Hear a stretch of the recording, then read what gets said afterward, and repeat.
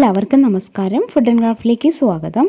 ഇന്ന് ഞാൻ വന്നിട്ടുള്ളത് നമ്മുടെയൊക്കെ വീട്ടിലുണ്ടാകുന്ന പഴയ കട്ടിംഗ് ബോർഡില്ലേ, ഇപ്പോൾ കത്തിയുടെ പാടൊക്കെ വന്ന് ഒരുപാട് പഴയതായി കറയൊക്കെ പിടിച്ചിട്ടൊക്കെ നമ്മൾ കളയുന്ന ഇതുപോലത്തെ കട്ടിംഗ് ബോർഡ് വെച്ചിട്ടുള്ള ഒരു അടിപൊളി റീയൂസ് ഐഡിയ ആണ് ഇന്നത്തെ വീഡിയോയിൽ ഷെയർ ചെയ്യണത്. അപ്പോൾ വീഡിയോ എല്ലാവരും സ്കിപ്പ് ചെയ്യാണ്ട് ഫുള്ളായിട്ട് കാണാം, എന്നിട്ട് നിങ്ങളുടെ അഭിപ്രായങ്ങളൊക്കെ പറയണം. അപ്പോൾ വീഡിയോ നിങ്ങൾക്ക് ഹെൽപ്ഫുൾ ആവുമെന്ന് വിചാരിക്കുന്നു. അധികം പറഞ്ഞ് ഞാൻ നീട്ടണില്ല, നമുക്ക് ഇന്നത്തെ വീഡിയോ തുടങ്ങാം. ഞാനിപ്പോൾ ഇതുപോലത്തെ ഒരു പഴയ കട്ടിംഗ് ബോർഡ് എടുത്തിട്ടുണ്ട്. ഇതിപ്പോൾ കുറച്ച് നാളൊക്കെ ഉപയോഗിച്ച് കഴിഞ്ഞാൽ പിന്നെ അതിങ്ങനെ നമ്മൾ ആ ഒരു കത്തി കൊണ്ട ഭാഗത്ത് നിന്ന് ഇങ്ങനെ പ്ലാസ്റ്റിക്കിൻ്റെ കഷ്ണങ്ങളൊക്കെ ഇങ്ങനെ വരാൻ തുടങ്ങും. അങ്ങനെ ആയതുകൊണ്ട് ഞാനിപ്പോൾ ഇത് ഉപയോഗിക്കാറില്ല കേട്ടോ. അപ്പോൾ ഏതെങ്കിലും തരത്തിലുള്ള പഴയ കട്ടിംഗ് ബോർഡ് മതി. ഇതുപോലത്തെ ഹോളുള്ളത് ഇവിടെ വേണമെന്നില്ല, ചിലതിനൊരു കുളത്ത് പോലെ ആയിട്ടുണ്ടാവും, അതാണ് കുറച്ചുകൂടി ഈസി ആയിട്ട് ചെയ്യാൻ പറ്റുക. അപ്പോൾ ഇതെന്തായാലും ഞാൻ ഇത് വെച്ചിട്ട് കാണിച്ചു തരാം. ഇതിലിപ്പോൾ നമുക്ക് കണ്ടില്ലേ, നിറച്ച് കത്തിയുടെ പാടുകളൊക്കെയാണ്. അതുകൊണ്ട് ഞാൻ ജസ്റ്റ് ഒന്ന് ടിഷ്യൂ ഒട്ടിച്ച് കൊടുക്കുന്നുണ്ട്. അപ്പോൾ ടിഷ്യൂ ഒട്ടിക്കണമെന്നൊന്നുമില്ല കേട്ടോ, നന്നായിട്ടൊന്ന് പെയിൻറ്റ് ചെയ്ത് എടുത്താൽ മതി. അല്ലെങ്കിൽ നമ്മൾ തുണി തന്നെ നന്നായിട്ടൊന്ന് ഒട്ടിച്ച് കൊടുത്താൽ മതി. കറക്റ്റ് ആ ഒരു സൈസിൽ കട്ട് ചെയ്തെടുത്തിട്ട് നല്ലൊരു കോട്ടൻ്റെ പീസ് തുണി ഉണ്ടെങ്കിൽ അത് നമുക്ക് ടിഷ്യൂവിന് പകരമായിട്ട് ഇതിൽ ഒട്ടിച്ച് കൊടുക്കാം. അപ്പോൾ നന്നായിട്ടൊന്ന് പശ തയ്ച്ചാൽ മതി. അപ്പോൾ ഞാൻ ടിഷ്യൂ ആയതുകൊണ്ട് കുറച്ച് ഫെവിക്കോളും കുറച്ചൊരു വെള്ളവും കൂടെ മിക്സ് ചെയ്തെടുക്കുകയാണ്. അപ്പോൾ കൂടുതൽ ഭാഗം ഫെവിക്കോൾ എടുക്കുക കേട്ടോ, ലേശം വെള്ളം ഒഴിച്ചാൽ മതി. എന്നിട്ടൊന്ന് നന്നായിട്ട് ഈ പശനൊന്ന് ലൈറ്റാക്കി എടുത്തിട്ട് ആദ്യം ഈ ഒരു കട്ടിംഗ് ബോർഡിൽ നമുക്ക് തേച്ച് പിടിപ്പിക്കുക. എന്നിട്ട് ഇതുപോലത്തെ ടിഷ്യൂ ഒന്ന് ഒട്ടിച്ച് കൊടുക്കുക. അതിപ്പോൾ ആ ഒരു പാട് കാണണ്ടെന്ന് വെച്ചിട്ട് ഞാൻ ചെയ്തതാണ്, പറഞ്ഞല്ലോ. അങ്ങനെ ചെയ്യണമെന്നൊന്നുമില്ല, നന്നായിട്ടൊന്ന് പെയിൻറ്റ് ചെയ്തെടുത്ത് കഴിഞ്ഞാൽ അറിയൊന്നുമില്ല എന്ന് തോന്നുന്നു.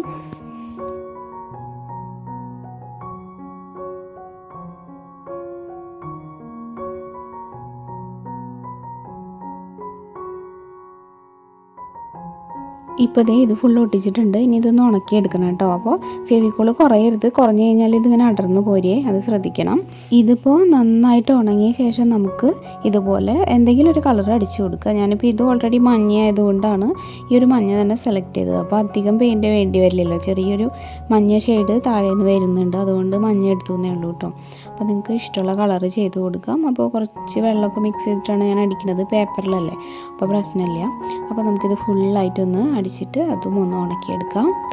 ഇനി നമുക്ക് ഇതിന് വേണ്ടിയിട്ട് ഞാൻ എടുത്തിട്ടുള്ളത് 3 പ്ലാസ്റ്റിക് ബോട്ടിൽസ് ആണ്. അപ്പോൾ ഞാൻ എടുത്തിട്ടുള്ളത് ഷാമ്പൂവിൻ്റെ ഒഴിഞ്ഞ കുപ്പികളാണ്. അപ്പോൾ ഇതുപോലെ നമുക്ക് 3 എണ്ണം ഒരേപോലെ കിട്ടുകയാണെങ്കിൽ കൂടുതൽ നല്ലതാണ്, കാണുമ്പോൾ ഒരു ഭംഗി ഉണ്ടാവും.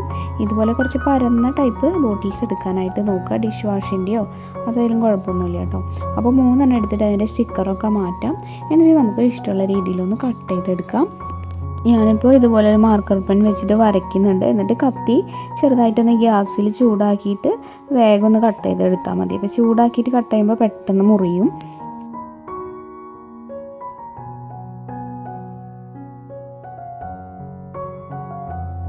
ഇപ്പോൾ നമ്മൾ 3 ബോട്ടിലും ഇങ്ങനെ കട്ട് ചെയ്തിട്ടുണ്ട്. ഇനി ഇതിന് ചെറുതായിട്ടൊന്ന് ഡിസൈൻ ചെയ്യാൻ വേണ്ടിയിട്ട് ഞാനിപ്പോൾ എടുത്തിട്ടുള്ളത് കുറച്ച് പരിപ്പാണ്. അപ്പോൾ ഇത്രയ്ക്കൊന്നും വേണ്ട കേട്ടോ, വിരലിൽ എണ്ണാവുന്ന നമ്പർ മതി.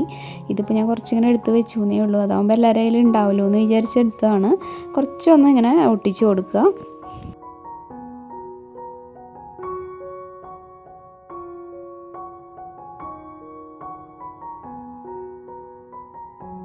ഇപ്പോൾ ഈ ഒരു ഡിസൈനിലാണ് ഞാൻ ഒട്ടിച്ചത്. അപ്പോൾ നിങ്ങൾക്ക് ഇഷ്ടമുള്ള രീതിയിലൊന്ന് ഒട്ടിച്ച് കൊടുക്കുക കേട്ടോ. അങ്ങനെ 3 എണ്ണത്തിൽ ഒട്ടിക്കണം.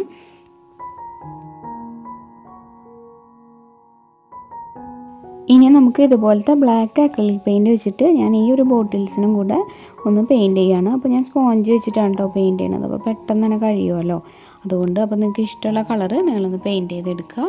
ആ ഒരു പരിപ്പിൻ്റെ സൈഡിലൊക്കെ ബ്രഷ് വെച്ച് ആക്കേണ്ടി വരും, ആ സ്പോഞ്ച് അവിടേക്കൊന്നും എത്തണില്ല, കണ്ടോ. അപ്പോൾ ഇതുപോലെ അങ്ങനെ ചെയ്യാം. പിന്നെ ബാക്ക് സൈഡിൽ നമുക്ക് ചെയ്യണമെന്നില്ല, ആ ഒരു ഫ്രണ്ടിലും പിന്നെ ആ ഒരു സൈഡ് ഭാഗത്തും ചെയ്തെടുത്താൽ മതി കേട്ടോ. അതുപോലെ തന്നെയാണ് അതിൻ്റെ ആ ഒരു ഉൾഭാഗത്തും. ആ കാണുന്ന കുറച്ച് ഭാഗം മാത്രം ഞാനൊന്ന് പെയിൻ്റ് ആക്കുന്നുണ്ട്. കണ്ടോ, ഇതിപ്പോൾ ഏകദേശം ആയിട്ടുണ്ട്. ഇതുപോലെ ബാക്കിയുള്ളതും കൂടി ചെയ്യാം. ഇപ്പോൾ എല്ലാം തന്നെ നന്നായിട്ട് ഉണങ്ങിയിട്ടുണ്ട്. ഇനി ഞാനിപ്പോൾ ഇതൊന്ന് അറേഞ്ച് ചെയ്യാണ്. ഞാൻ ഇതുപോലെയാണ് ഇപ്പോൾ ഒട്ടിക്കാൻ ഉദ്ദേശിക്കുന്നത്. അപ്പോൾ നിങ്ങൾക്ക് നിങ്ങളുടെ ഐഡിയ പോലെ ഒന്ന് ഒട്ടിച്ച് വയ്ക്കാം. അപ്പോൾ 2 ബോട്ടിലേ ഉള്ളൂ എന്നുണ്ടെങ്കിൽ, കുറച്ച് വലുതൊക്കെ ആണെങ്കിൽ 2 എണ്ണം മതിയാവുമല്ലോ. ഇതിപ്പോൾ ചെറിയ ബോട്ടിലായതുകൊണ്ട് 3 എണ്ണം പറ്റും. അപ്പോൾ നിങ്ങൾക്ക് ആ ഒരു നിങ്ങളുടെ കയ്യിലുള്ള ബോർഡിൻ്റെയും ആ ഒരു ബോട്ടിലിൻ്റെയൊക്കെ വലുപ്പത്തിനനുസരിച്ചിട്ട് അഡ്ജസ്റ്റ് ചെയ്തിട്ട് ഒന്ന് ഒട്ടിച്ച് കൊടുക്കുക കേട്ടോ. അപ്പോൾ കുറച്ച് നന്നായിട്ട് തന്നെ ഗ്ലൂ ഗൺ ആക്കിയിട്ട് ഒട്ടിക്കുക. ഗ്ലൂ ഗണ്ണ് നമ്മൾ ഒട്ടിക്കുമ്പോൾ നന്നായിട്ട് ഉരുക്കിയിട്ട് ഒട്ടിക്കാൻ പാടുള്ളൂ കേട്ടോ, അതുകൊണ്ടാണ് മെയിനായിട്ട് പൊളിഞ്ഞു പോരുന്നത്. പിന്നെ കുറച്ച് വെയിറ്റൊക്കെ വെക്കുന്ന സാധനങ്ങളാണെങ്കിൽ ഗ്ലൂ ഗൺ ആക്കിയാലും പിന്നെ കുറച്ച് കഴിയുമ്പോൾ ഒന്ന് ഉണങ്ങിയ ശേഷം 1-2 സൂപ്പർ ഗ്ലൂ അതിൻ്റെ സൈഡിലൂടെ ഒന്ന് ഒട്ടിച്ചു കൊടുത്താൽ മതി. അപ്പോൾ നന്നായിട്ട് സ്ട്രോങ് ആയിട്ട് ഇരുന്നോളും. എൻ്റെ ഈ ബോർഡിലേക്ക് ഞാനിങ്ങനെ ബ്ലാക്ക് പെയിൻറ്റ് ചെയ്യുമ്പോൾ ചെറുതായിട്ട് ഇങ്ങനെ ഡ്രോപ്സ് ഒക്കെ തെറിച്ചിട്ടുണ്ട്. അപ്പോൾ നിങ്ങൾ ചെയ്യുമ്പോൾ അങ്ങനെ ബ്ലാക്ക് കുറച്ച് നീക്കി വെച്ചൊക്കെ പെയിൻറ്റ് ചെയ്യുക, അല്ലെങ്കിൽ തെറിക്കാൻ ചാൻസ് ഉണ്ട് കേട്ടോ. പിന്നെ ഇതുപോലത്തെ മത്തങ്ങയുടെ കുരു വെച്ചിട്ടുള്ള ഫ്ലവറാണ് ഞാനൊരു ഭംഗിക്ക് വേണ്ടി ഒട്ടിച്ച് കൊടുക്കുന്നത്. അപ്പോൾ ഇങ്ങനത്തെ ഫ്ലവർ എങ്ങനെയാണ് ഉണ്ടാക്കുകയെന്ന് ഞാൻ ഓൾറെഡി വീഡിയോ ചെയ്തിട്ടുള്ളതുകൊണ്ട് ഇപ്പോൾ ഇതിൽ കാണിക്കുന്നില്ല. അതിൻ്റെ ലിങ്ക് ഞാൻ ഡിസ്ക്രിപ്ഷൻ ബോക്സിൽ കൊടുക്കുക, കാണാത്തവർ കണ്ടു നോക്കുക കേട്ടോ. അതിങ്ങനെ ജസ്റ്റ് ഒട്ടിക്കുകയാണ്. ഇപ്പോൾ ഇതേ ഇതുപോലെയൊക്കെ ആയിട്ടുണ്ട്. ഇനി നമുക്ക് നേരത്തെ ഒട്ടിച്ചു കൊടുത്തിട്ടുള്ള പരിപ്പില്ലേ, അതിന് ചെറുതായിട്ടൊരു കളർ കൊടുക്കുക. ഒന്നില്ലെങ്കിൽ ഗോൾഡൻ കളർ കൊടുക്കുക, അല്ലെങ്കിൽ ഇപ്പോൾ എനിക്ക് തോന്നി മഞ്ഞയാണുള്ളത്, അപ്പോൾ മൊത്തത്തിലൊരു മഞ്ഞ ആയിക്കോട്ടെ എന്ന് വെച്ചിട്ട് കുറച്ച് മഞ്ഞ കളർ തന്നെയാണ് കൊടുക്കുന്നത്. അപ്പോൾ ചെറിയ വ്യത്യാസമുണ്ട് കേട്ടോ, മറ്റേ മഞ്ഞ കഴിഞ്ഞു പോയി, അതുകൊണ്ട് ഈ ഒരു യെല്ലോ ഷെയ്ഡാണ് ഞാൻ കൊടുക്കുന്നത്. ഇങ്ങനെ നമ്മൾ കൊടുക്കുമ്പോഴും ആ ഒരു ബ്ലാക്കിലേക്ക് ആവാണ്ട് ശ്രദ്ധിച്ചിട്ട് കൊടുക്കണേ, അല്ലെങ്കിൽ ചിലപ്പോൾ ഒരു ചെറുതായിട്ടായാലും തരി ഇങ്ങനെ തെറിച്ച് കഴിഞ്ഞാൽ പിന്നെ ആദ്യം ബ്ലാക്ക് കൊടുക്കേണ്ടി വരും.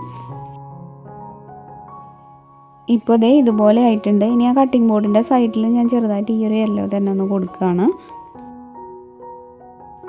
ഇപ്പോൾ നമ്മുടെ വർക്ക് ഇവിടെ ഏകദേശം ഫിനിഷ് ആയിട്ടുണ്ട്. ഇനി നമുക്ക് ഇതുപോലത്തെ സ്പൂണ്, ഫോർക്ക് ഇതൊക്കെ ഇതിൽ ഇട്ട് വയ്ക്കാം. ഒരു ആണിയിൽ തൂക്കിയിട്ടാൽ മതി, വർക്ക് ഏരിയയിലോ എവിടെയെങ്കിലുമൊക്കെ. അപ്പോൾ കിച്ചണിലോ വർക്ക് ഏരിയയിലോ അല്ലെങ്കിൽ കിച്ചൺ കബോർഡിൻ്റെ ഡോറിൻ്റെ സൈഡിലോ എവിടെയെങ്കിലും നമുക്കിത് തൂക്കിയിടാൻ പറ്റും കേട്ടോ. പിന്നെ ആ ഒരു ഫ്ലവർ ഒട്ടിച്ച സ്ഥാനത്ത് നമുക്ക് വേണമെങ്കിൽ ഹുക്കുകൾ പിടിപ്പിക്കുകയാണെങ്കിൽ സിസർ അതുപോലത്തെ സാധനങ്ങളൊക്കെ ഇല്ലേ, പീലർ, അതൊക്കെ ഇതിൽ സെറ്റ് ചെയ്ത് വെക്കാൻ പറ്റും. അപ്പോൾ കുറേ സാധനങ്ങൾ കൊള്ളും കേട്ടോ.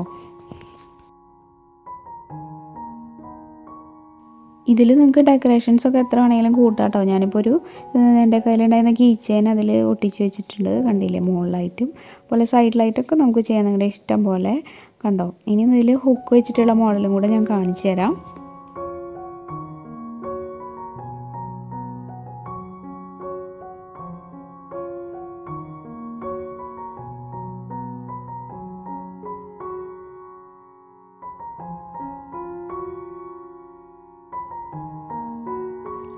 അപ്പോൾ കറയൊക്കെ പിടിച്ച് കേടായിട്ടുള്ള കട്ടിംഗ് ബോർഡ് എല്ലാവരുടെ വീട്ടിലുണ്ടാവുമെന്ന് വിചാരിക്കുന്നു.